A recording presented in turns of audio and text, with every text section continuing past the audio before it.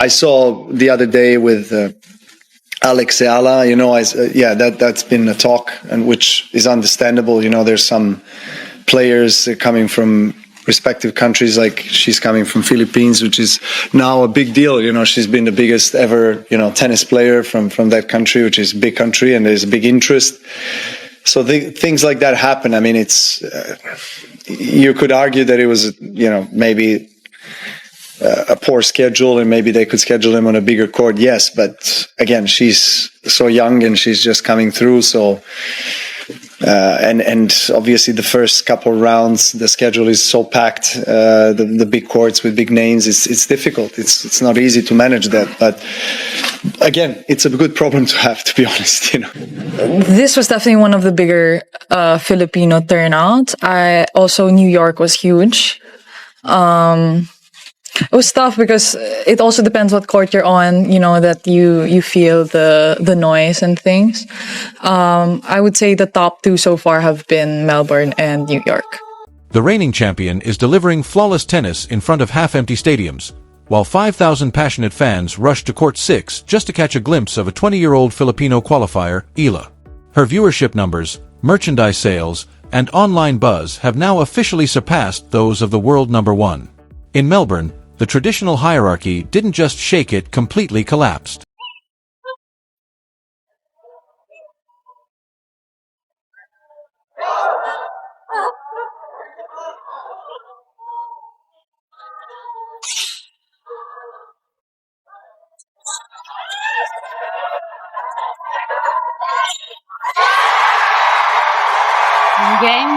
Do you think Alex Eala's surge in popularity is real star power, or is it simply strong Filipino community support creating temporary hype? Share your honest opinion below. Now, let's break down what actually happened in Melbourne, because the scale of this disruption is truly unprecedented in modern tennis. Alex Eala, a 20-year-old from the Philippines ranked outside the top 100, generated more attention, more crowd energy, and more media coverage than Aryna Sabalenka, the defending Australian Open champion and world number one. That's not exaggeration or bias, it's documented reality backed by attendance figures, viewership data, and social media metrics. She played an incredible match, and I tried my very best. I was fighting till the very last point. I had my opportunities. Feels like I missed a couple, but it's tennis, Today you're a loser, tomorrow you're a winner, so hopefully I'll be more of a winner this season than a loser. So hoping right now and praying. Thank you. Sabalenka is playing championship-level tennis on center court, with prime scheduling and premium broadcast coverage. She's dominating opponents with her trademark power game, firing aces and crushing ground strokes exactly as expected, yet she's doing it in front of scattered crowds, with empty seats clearly visible in the stands. Meanwhile, Eala is competing on the outer courts, smaller venues meant for early round matches, but drawing such overwhelming crowds that security had to step in as fans climbed fences and even stood on trash cans just to get a view. The numbers are staggering. Tournament officials confirmed that when Eala was scheduled on Court 6, a venue that holds around 1,500 people, more than 5,000 fans showed up. The space couldn't contain them. Security reports indicated attendance exceeded fire safety limits by nearly 300%. Fans were literally hanging from fences, screaming support like it was a World Cup football match rather than a traditional tennis event. And here's where it becomes even more striking for Sabalenka. While she was playing a televised match on center court, Eala was simply doing warm-up drills on Court 10, not even an official match. Yet viewership data from Southeast Asia and the Pacific revealed that 40% more people tuned in to watch Eala's practice session than Sabalenka's actual competition. Read that again. Practice drills drew higher viewership than the defending champion's match. That single statistic has sent shockwaves through the tennis world. Advertisers and tournament organizers are now in full panic mode because this signals a fundamental shift in what actually drives tennis viewership. It's no longer just about rankings or titles, it's about emotional connection. The player who resonates with massive new demographics is the one moving the needle. The contrast between the two stars couldn't be sharper. Sabalenka walks into press conferences as the world number one and defending champion, delivering polished, technically perfect answers about her performance, yet reporters keep redirecting the spotlight to the Filipino phenomenon unfolding on the outer courts just 50 yards away. Imagine the psychological toll of that. You're playing the best tennis of your life, yet you're treated like a supporting character in someone else's breakout story. The queen is watching the crown slip in real time, and there's nothing she can do, because this moment isn't about pure tennis quality. It's about cultural connection. Melbourne Park itself has transformed. Grand Slams usually showcase a mix of global flags scattered through the stands. This time, it's a sea of red, blue, and yellow Filipino flags everywhere. The chants are so loud they overpower the PA system on nearby courts. The atmosphere feels less like a traditional individual tournament and more like a Davis Cup showdown fueled by national pride. Sabalenka embodies peak tennis excellence, physically dominant, ruthlessly efficient, almost machine-like in execution. But from a fan's perspective, that perfection can feel distant. When victory seems inevitable, suspense disappears. Flawlessness can drain drama. Eala, on the other hand, represents the opposite narrative.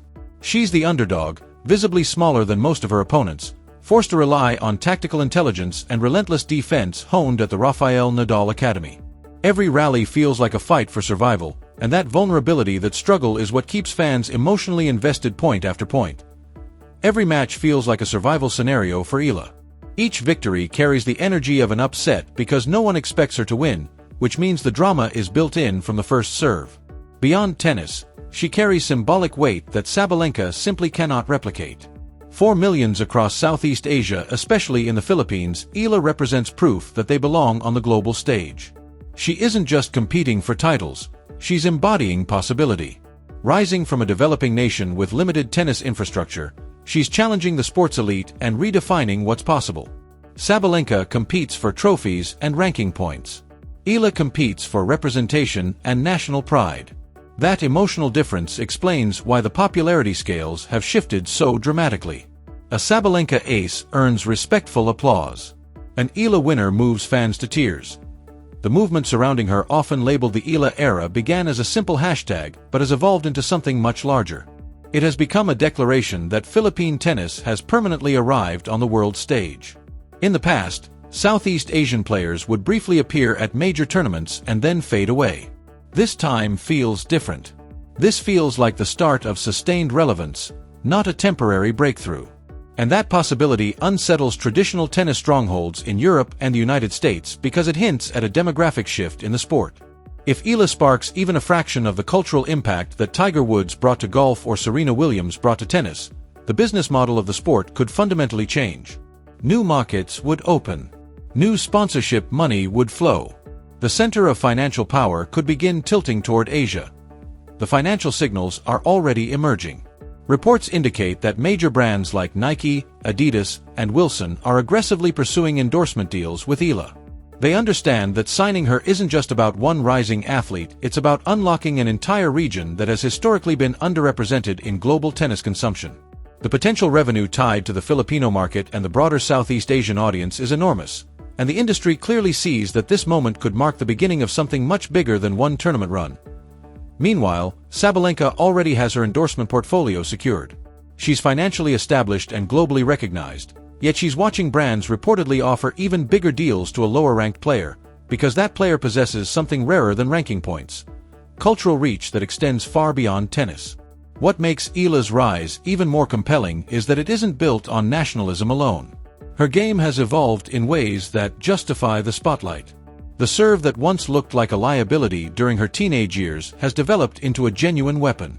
Her left-handed slice pulls opponents off the court and opens sharp angles, echoing the patterns Rafael Nadal has used so effectively throughout his career. But the most important growth has been mental. In a recent match against a higher-seeded American opponent, Eala lost the first set decisively. In the past, that might have unraveled her confidence. Instead, she regrouped, absorbed the pressure, drew strength from the crowd's energy, and fought back to win in 3 sets. That resilience is what separates promising prospects from true contenders. Sabalenka has openly acknowledged that hostile crowds can affect her rhythm. Eala appears to thrive in chaos. The louder and more emotional the environment becomes, the sharper she performs. That psychological edge rooted in personality, not technique, is something rankings can't measure. The economic ripple effects are just as striking. Melbourne's tourism sector has reportedly seen an estimated $15 million boost over 2 weeks, driven largely by fans traveling from Singapore, Jakarta, Hong Kong, and across Southeast Asia specifically to watch Eala compete. They aren't just attending the Australian Open, they're showing up for her. That distinction defines a cultural phenomenon rather than a routine sports storyline. Reports from Manila paint an even more dramatic picture. When Eala plays, city traffic slows, offices empty out, and university professors project matches in classrooms. The level of national obsession mirrors what the Philippines once displayed for Manny Pacquiao at the height of his boxing career, except tennis has never traditionally held that kind of cultural footprint in the country. That contrast makes this surge feel even more historic. Compared to boxing or basketball, tennis has never held deep cultural roots in the Philippines, which makes Eala's impact even more extraordinary. The fact that she's generating this level of national response for a sport traditionally considered foreign highlights the magnitude of her symbolic importance. Sabalenka, meanwhile, has to be absorbing the strange reality of dominating a tournament yet feeling overshadowed within it. She's playing superior tennis, producing stronger results, and holding the higher ranking, yet none of that seems to matter in the current spotlight. Popularity isn't determined solely by performance, it's driven by emotional connection. The press conference moment where reporters questioned Sabalenka about Eala's fanbase instead of her own performance was particularly telling. Though she responded professionally, the underlying frustration was visible. She was there to discuss her pursuit of another Grand Slam title, yet the narrative had shifted elsewhere toward a 20-year-old qualifier electrifying the outer courts. That kind of dynamic forces an uncomfortable realization. Being the best player doesn't automatically make you the most compelling figure in the sport. Star power operates on a separate axis from rankings, and at this moment, Eala appears to possess it. Tennis history offers parallels. Serena Williams expanded the sport's reach and brought in entirely new audiences. Maria Sharapova unlocked new commercial markets and reshaped tennis image among younger fans. Li Na's Grand Slam victories transformed the business landscape by accelerating engagement across Asia. Eala's rise feels like it could represent a similar turning point, particularly for Southeast Asia and the global Filipino diaspora. Filipino communities around the world now form a built-in support system that can create charged atmospheres wherever she competes. That kind of organic backing can last an entire career. The lingering question is sustainability. Is this a temporary wave fueled by novelty, or the beginning of a lasting shift? The Eala era nickname suggests fans see permanence. Corporate investment signals brands believe the momentum is real. Even tournament organizers are reportedly discussing infrastructure adjustments to accommodate larger crowds for her matches, a sign that stakeholders are preparing for this to continue. History indicates that once a new demographic becomes emotionally invested in a sport because of a breakthrough figure, engagement often endures beyond that individual's peak. Serena and Tiger Woods both created lasting audience expansions that outlived their dominance. What makes this moment even more striking is that Eala doesn't need to win the tournament to cement her impact. Even if her run ends tomorrow, the broader shift has already occurred. She has demonstrated the ability to command global attention and generate economic and cultural energy that rivals or even surpasses the defending champion. Sabalenka may lift the trophy and add another major to her resume, but Eala walks away having proven she can captivate nations.